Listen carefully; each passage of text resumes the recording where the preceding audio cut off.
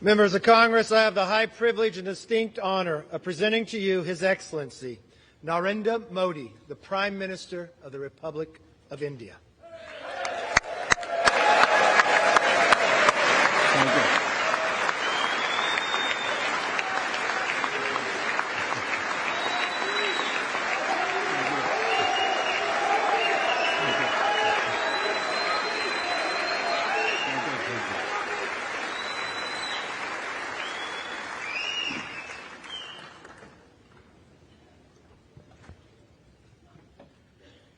Mr. Speaker,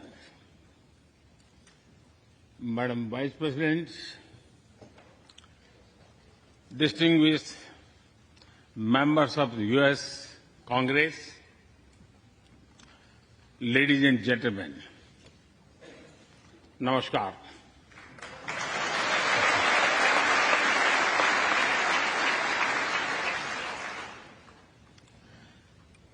It is always a great honor to address the United States Congress.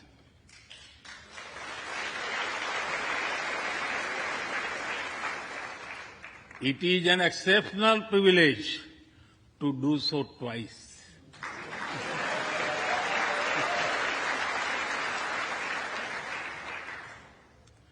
For this honor, I extend my deepest gratitude on behalf of the 1.4 billion people of India.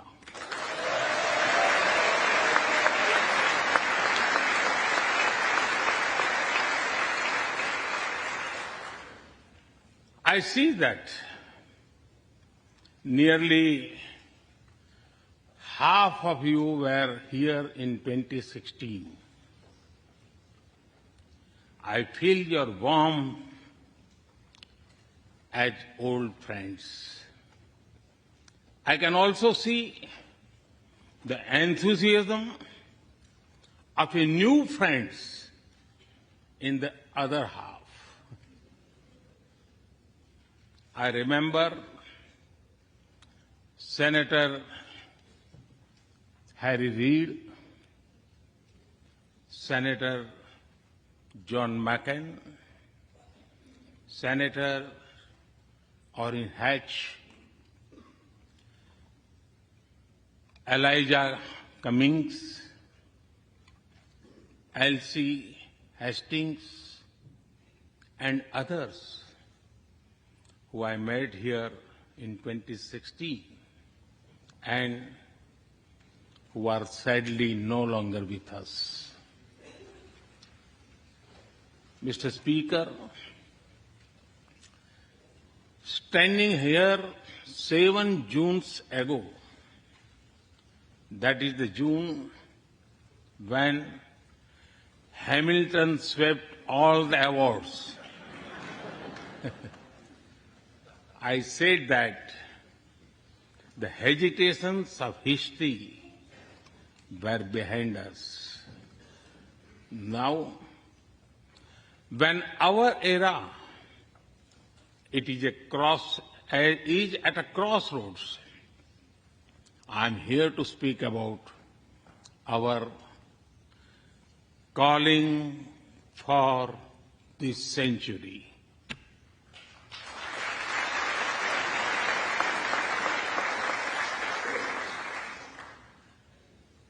Through the long and widening road that we have traveled, we have met the test of friendship.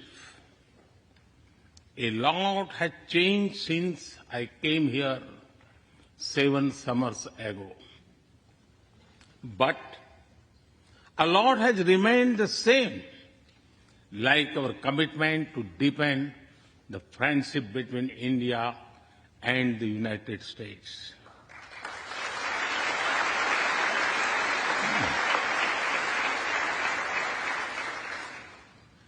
In the past few years, there have been many advances in AI, artificial intelligence.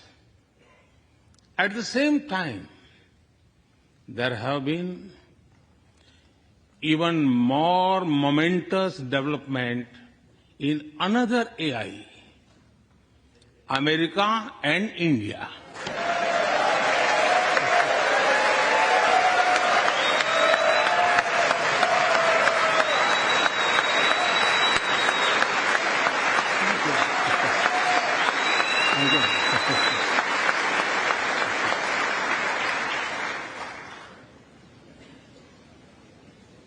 Mr. Speaker and distinguished members, the beauty of democracy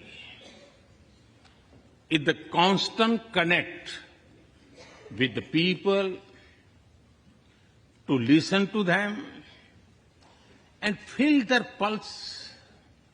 And I know this takes a lot of time, energy, effort, and travel.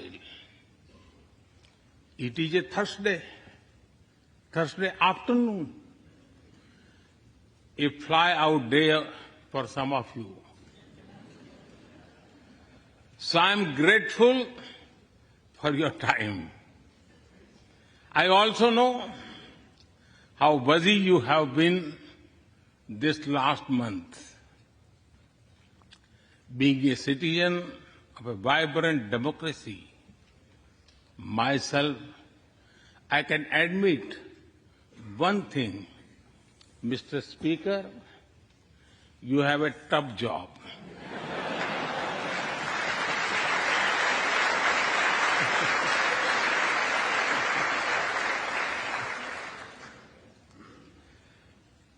I can relate to the battles of patience, persuasion, and policy. I can understand the debate of ideas and ideology. But I am delighted to see you come together today to celebrate the bond between world's two great democracies, India and the United States. Thank you.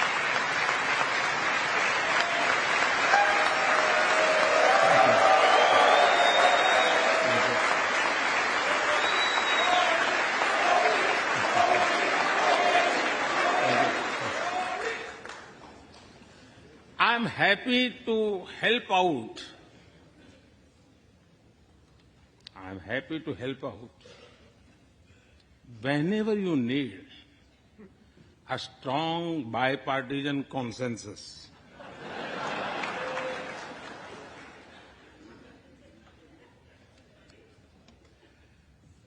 There will be and there must be a contest of ideas at home. But we must also come together as one when we speak for our nation.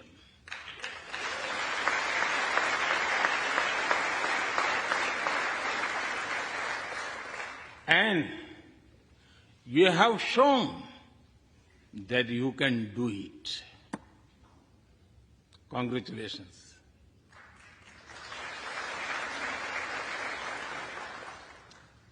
Mr. Speaker, the foundation of America was inspired by the vision of a nation of equal people. Throughout your history, you embraced people from around the world, and you have made them equal partners in the American dream.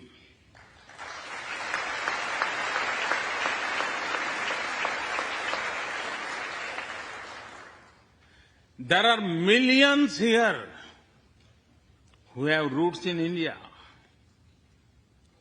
Some of them sit proudly in this chamber.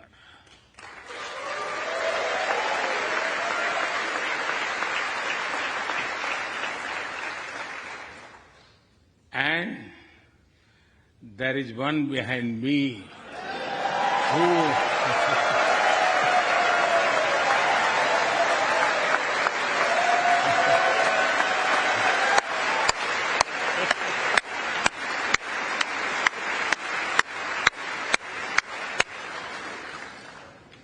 had made history.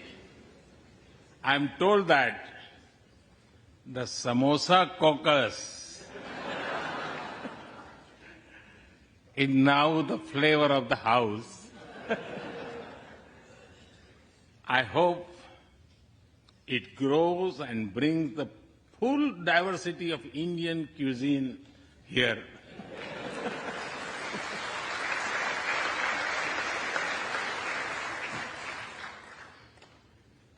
Over 2 centuries, we have inspired each other through the lives of great Americans and Indians. We pay tribute to Mahatma Gandhi and Martin Luther King Jr.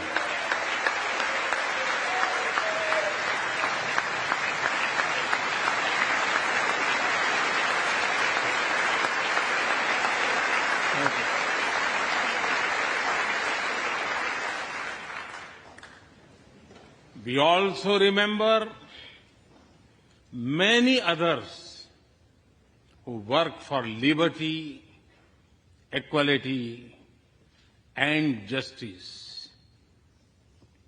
Today, I also wish to pay heartfelt tribute to one of them, Congressman John Lewis.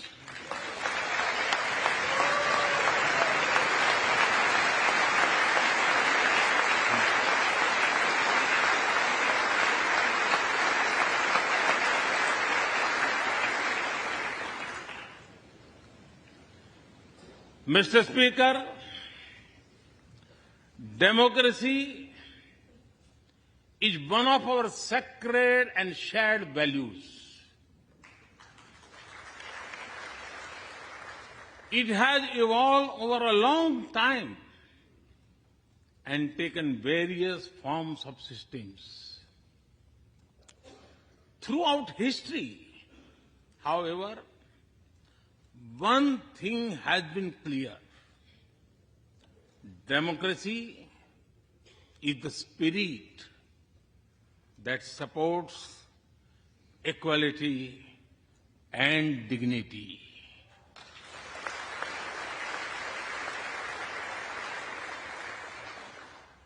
Democracy is the idea that welcomes debate and discourse. Democracy is the culture that gives wings to thought and expression. India is blessed to have such values from times immemorial. In the evolution of the democratic spirit, India is the mother of democracy.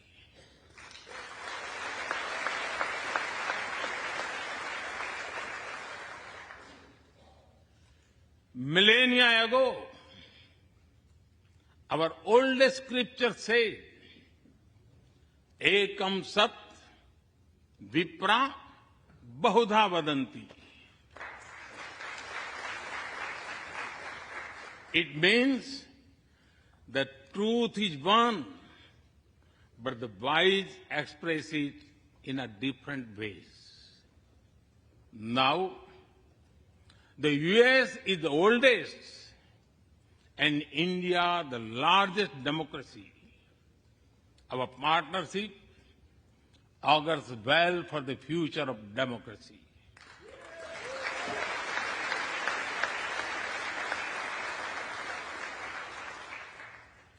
Together, we shall give a better future to the world and a better world to the future.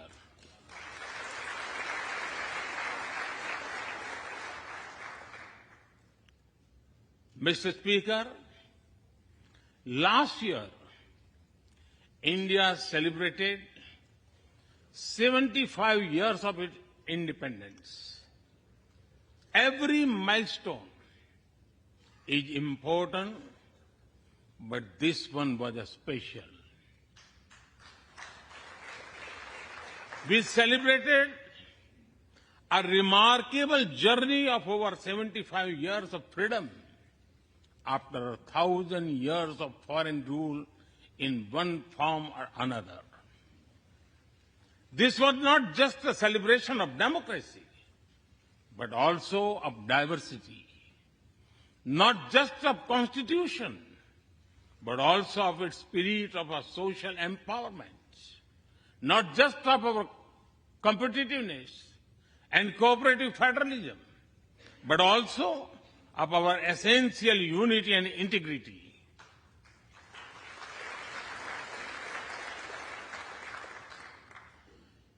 We have over 2,500 political parties.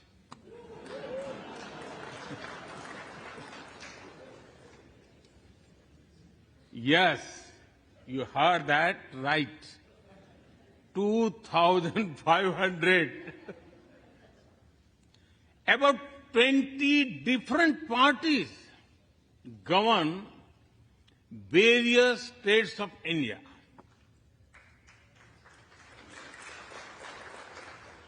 We have 22 official languages and thousands of dialects, and yet we speak in one voice.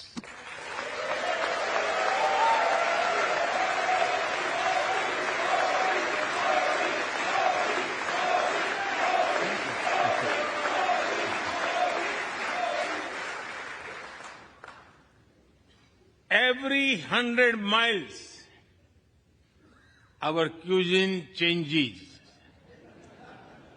From dosa to aloo paratha, and from Srikhand to Sandesh. We enjoy all of this. We are home to all faiths in the world, and we celebrate all of them.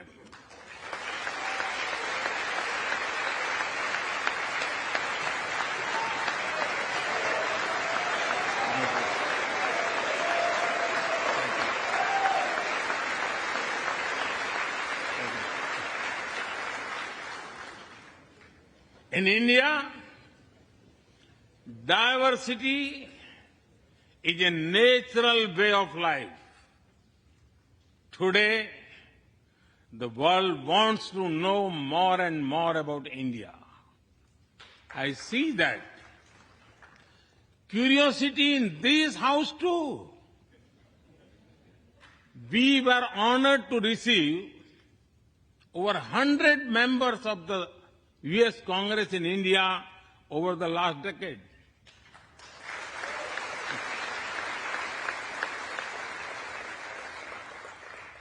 Everyone wants to understand India's development, democracy, and diversity. Everyone wants to know what India is doing right and how. Among close friends, I'm happy to share the same. Mr. Speaker, when I first visited the U.S. as a Prime Minister, India was the 10th largest economy in the world. 10th. Today, India is the 5th largest economy.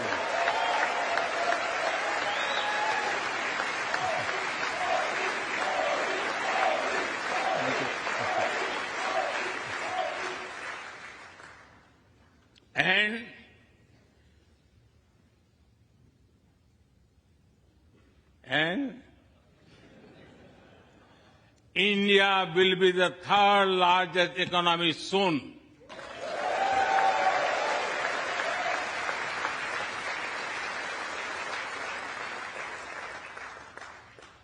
We are not only growing bigger, but we are also growing faster.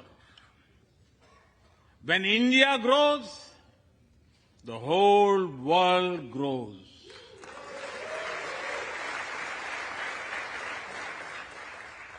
After all, we are 1/6 of the world's population.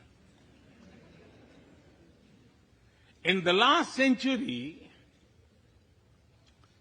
when India won its freedom, it inspired many other countries to free themselves from colonial rule.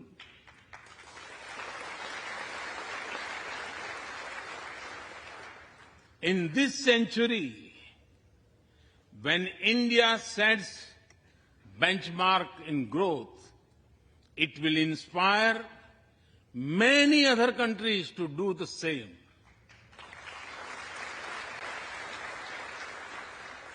Our vision is सबका साथ, सबका विकास, सबका विश्वास, सबका प्रयास. It means together for everyone's growth, with everyone's trust and everyone's efforts. Let me share with you how this vision is translating into action with speed and scale. We are focusing on infrastructure development. We have given nearly 40 million homes to provide shelter to over 150 million people.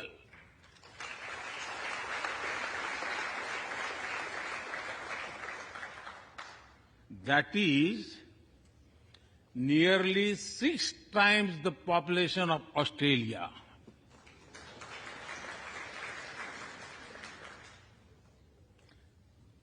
We run a national health insurance program that ensures free medical treatment for about 500 million people.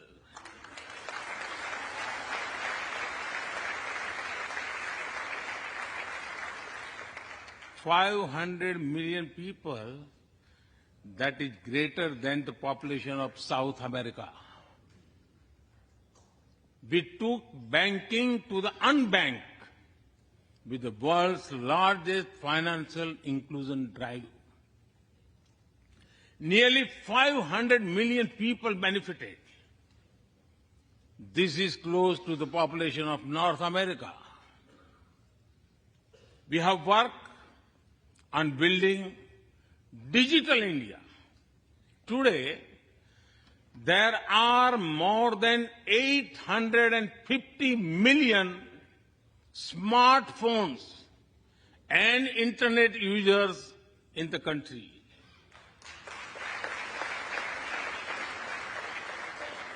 This is more than the population of Europe. We protected our people with 2.2 billion doses of made in India COVID vaccines.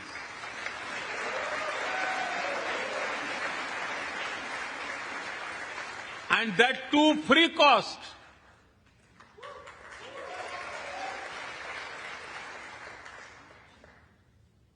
I may be running out of continent soon, so I will stop here. Distinguished members, the Vedas are one of the world's oldest scriptures. They are a great treasure of humanity composed thousands of years ago. Back then, women sages composed many verses in these Vedas. And today, in modern India, women are leading us to a better future.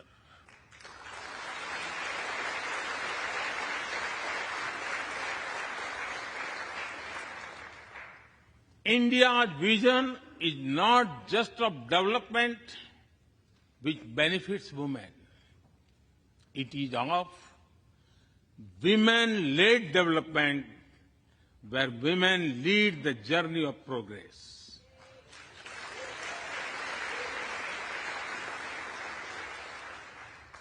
A woman has risen from a humble tribal background to be our head of states.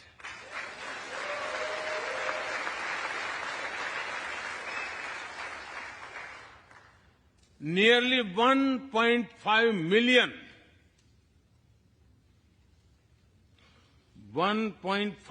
million elected women lead us at various levels. And that is of local governments. Today, women serve our country in the Army, Navy, and Air Force. India also has the highest percentage of women airline pilots in the world.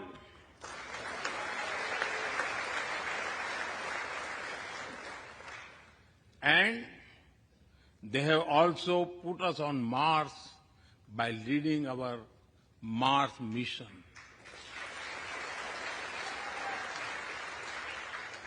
I believe that investigating in a girl child lifts up the entire family. Empowering women transforms the nation.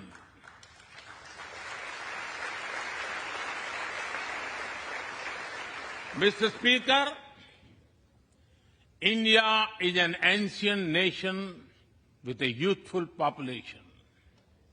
India is known for its traditions, but the younger generation is also making a hub of technology, be it creative reels on Insta or real-time payments.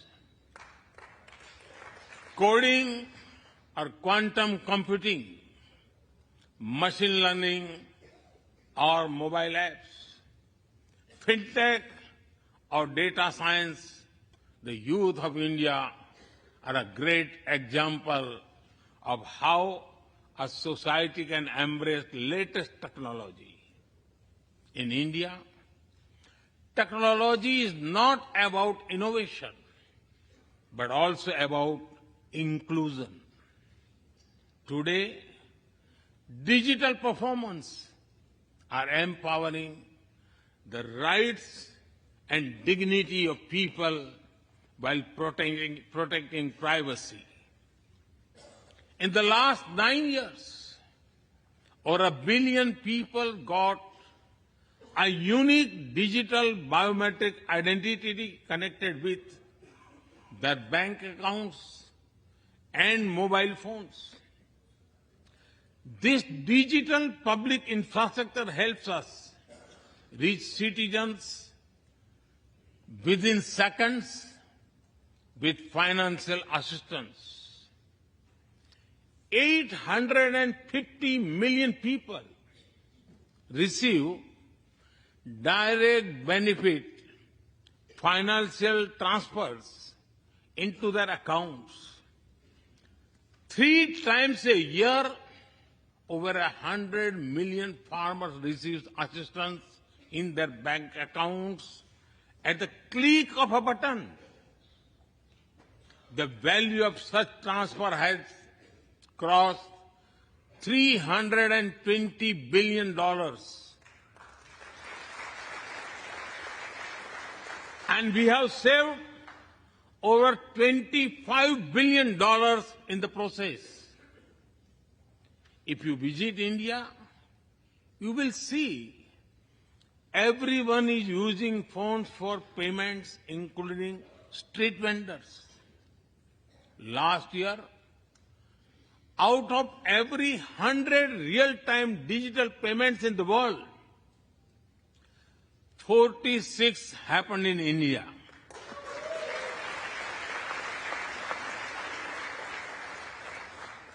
nearly 400,000 miles of optical fiber cables, and cheap data have ushered in a revolution of opportunities. Farmers check weather updates. The elderly get social security payments. Students access scholarships. Doctors deliver telemedicine. Fishermen check fishing grounds, and small businesses get loans with just a tap on their phones. Mr. Speaker, a spirit of democracy, inclusion, and sustainability defines us. It also shapes our outlook to the world. India grows while being responsible about our planet. We believe, Mata Bhumihi Putro Aham Prithviyah. This means the earth is our mother and we are her children. Indian culture deeply respects the environment and our planet.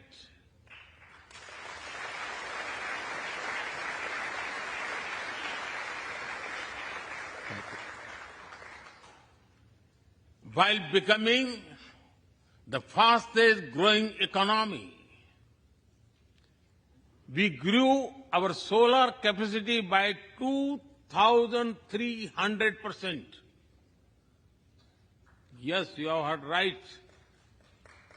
2,300%.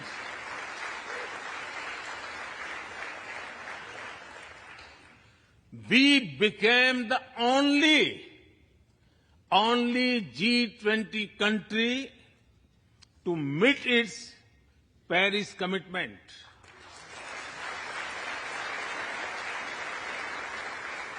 We made renewables account for over 40% of our energy sources, 9 years ahead of the target of 2030.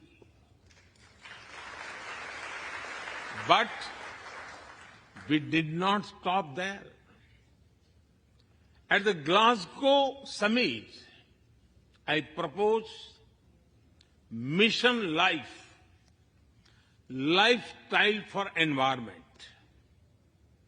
This is a way to make sustainability a true people's movement. To live it, to be the job of governments alone. By being mindful in making choices, every individual can make a positive impact. Making sustainability a mass movement, we help the world reach the net zero target faster. Our vision is pro-planet progress. Our vision is pro-planet prosperity. Our vision is pro-planet people.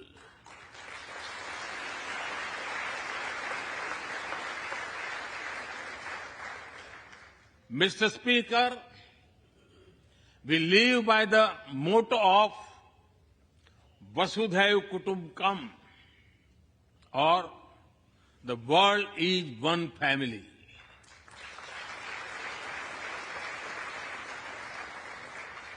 Our engagement with the world is for everyone's benefit. The one sun, one world, one grid seek to join us. All is connecting the world with clean energy.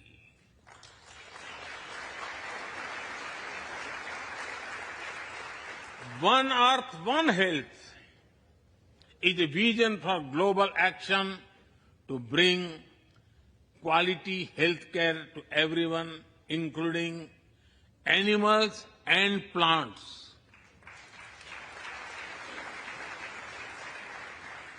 The same spirit is also seen in the theme when we chair the G20, One Earth, One Family, One Future. We advance the spirit of unity through yoga as well.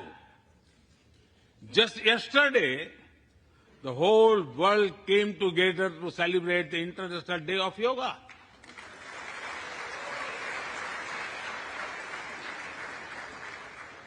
Just last week, all nations joined our proposal at the UN to build a memorial wall to honor the peacekeepers. And this year, the whole world is celebrating the International Year of Millets to promote sustainable agriculture and nutrition alike. During COVID, we delivered vaccines and medicines to over 150 countries. We reach out to others, being disasters as first responders, as we do for our own. We share our modest resources with those who need them the most. We build capabilities, not dependencies.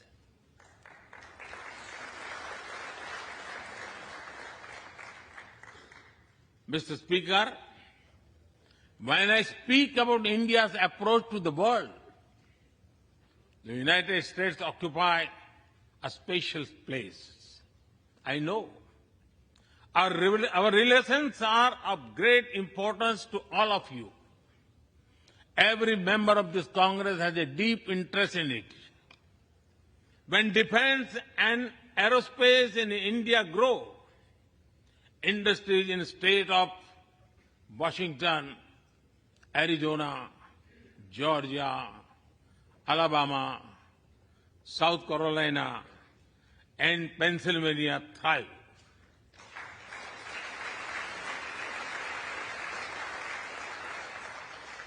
When American companies grow, the research and development centers in India thrive.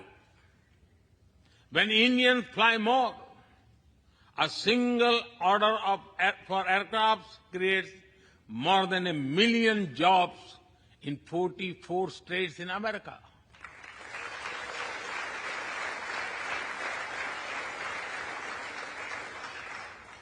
When an American phone makers invest in India, it creates an entire ecosystem of jobs and opportunities in both countries. When India and US work together on semiconductors and critical minerals, it helps the world in making supply chains more diverse, resilient, and reliable.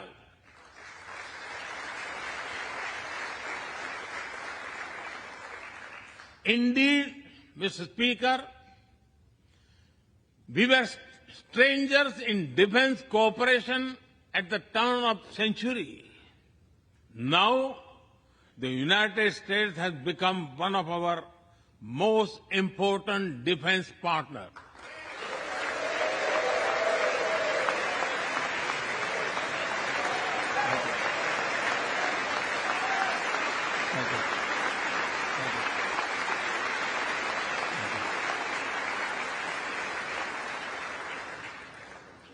Today, India and the US are working together in space and in the seas, in science and in semiconductors, in startups and sustainability, in tech and in trade, in farming and finance, in art and artificial intelligence, in energy and education, in healthcare and humanitarian efforts.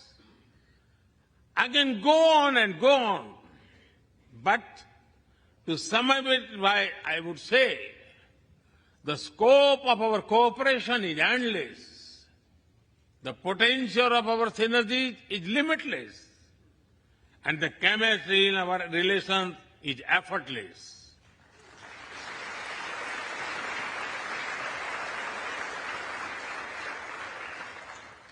In all this, Indian Americans have played a big role.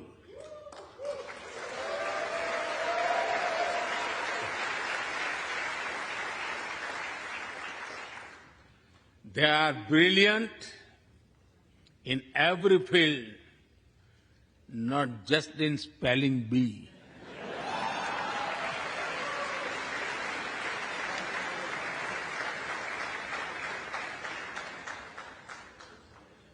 With their hearts and minds, talent and skills, and a love for America and India, they have connected us. They have unlocked doors. They have shown the potential of our partnership.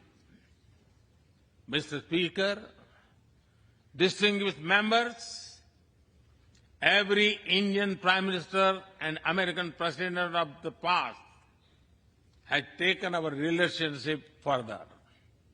But our generation has to honor of taking it to greater heights.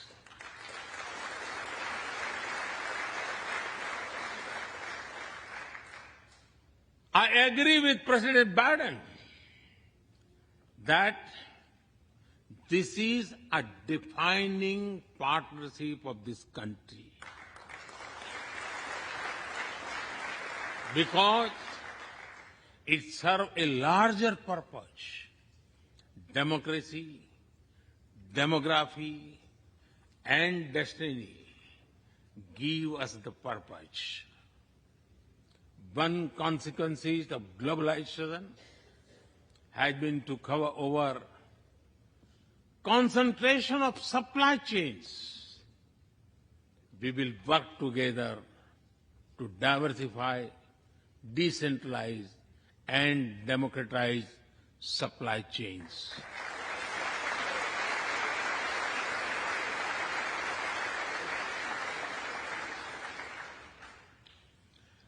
Technology will determine the security, prosperity, and leadership in the 21st century.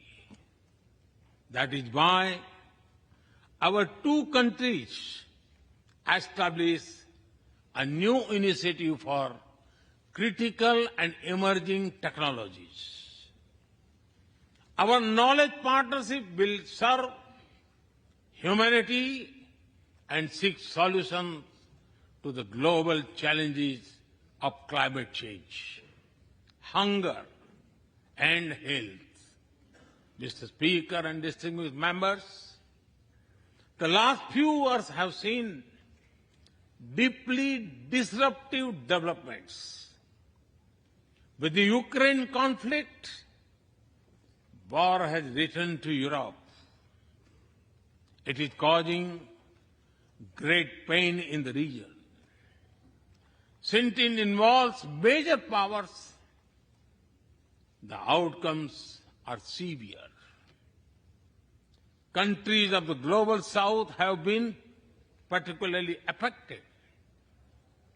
The global order is based on the respect for the principle of the UN Charter, peaceful resolution of disputes, and respect for sovereignty and territorial integrity.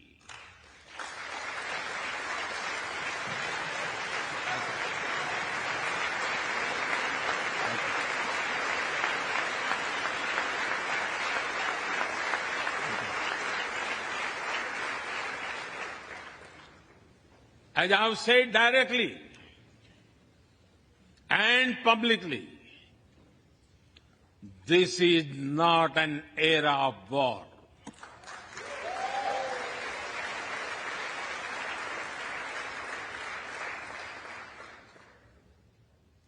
But it is one of dialogue and diplomacy.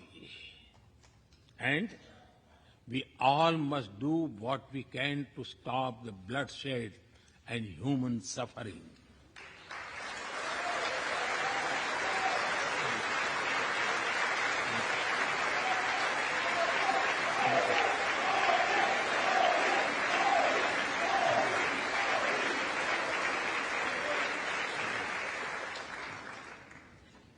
Mr. Speaker, the dark clouds of coercion and confrontation are casting their shadow in the Indo-Pacific. The stability of the region has become one of the central concerns of our partnership. We share a vision of a free, open, and inclusive Indo-Pacific.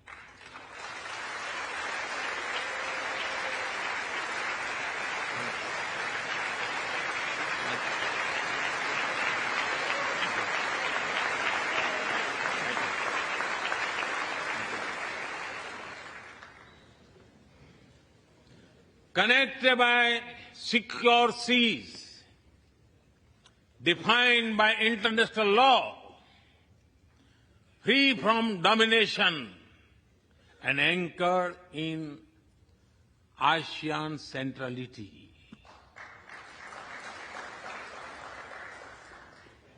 A region where all nations, small and large, are free and fearless in their choices, where progress is not suffocated by an impossible burdens of debt.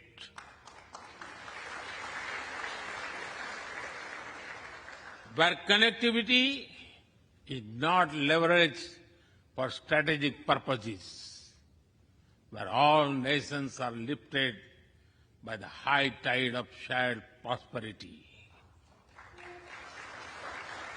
Our vision does not seek to content or exclude, but to build a cooperative region of peace and prosperity. We work through regional institutions and with our partners from within the region and beyond. Of this, Quad has emerged as a major force of good for the region.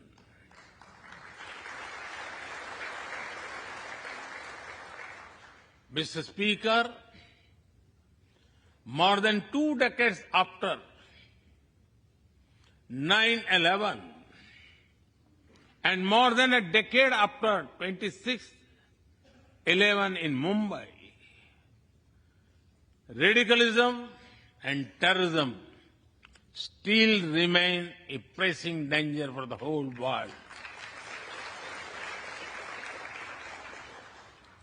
These ideologies keep taking new identity and forms, but their intentions are the same. Terrorism is an enemy of humanity, and there can be no ifs and buts in dealing with it.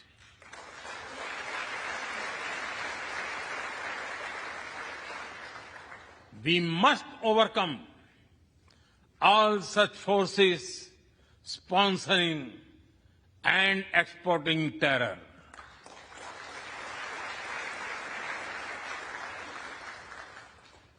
Mr. Speaker, our trusted partnership is like the sun in this new dawn that will spread light all around.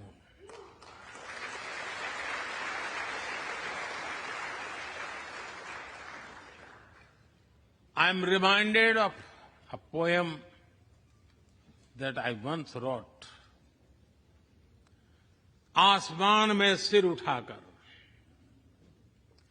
आसमान में सिर उठाकर, घने बादलों को चीरकर, रोशनी का संकल्प ले, अभी तो सूरज उगा है।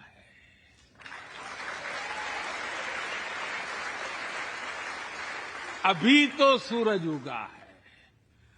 दृढ़ निश्चय के साथ चलकर, दृढ़ निश्चय के साथ चलकर, हर मुश्किल को पार कर, घोर अंधेरे को मिटाते, घोर अंधेरे को मिटाने अभी तो सूरज उगा है।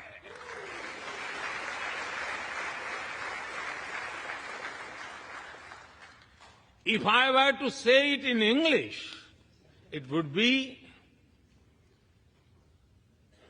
rising its head in the skies, piercing through the dense clouds with the promise of light.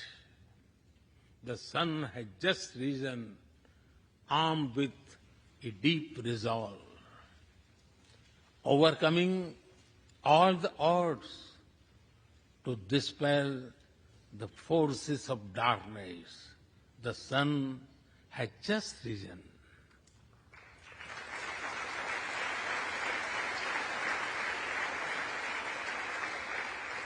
Mr. Speaker and distinguished members,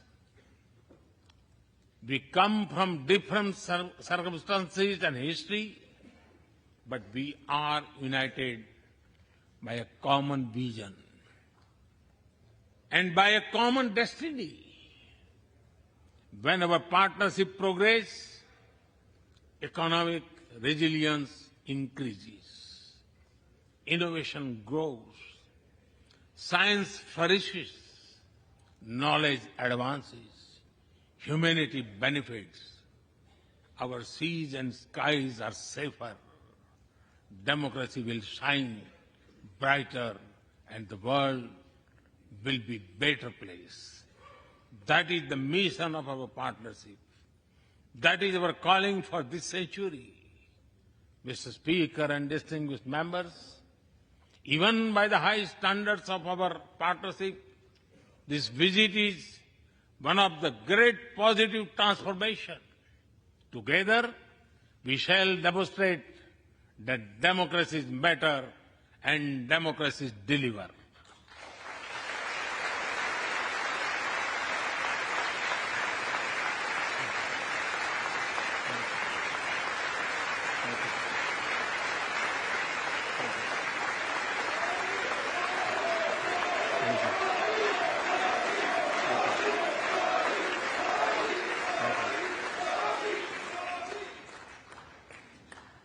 I count on your continued support to the India-US partnership. When I was here in 2016, I said that our relationship is primed for a momentous future. That future is today.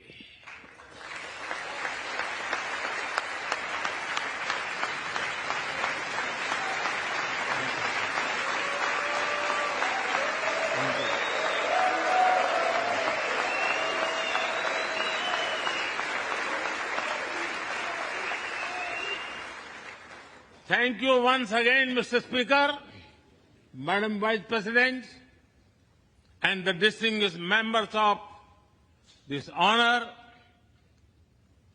God bless America. Jai Hind. Long live India-US friendship. Thank you.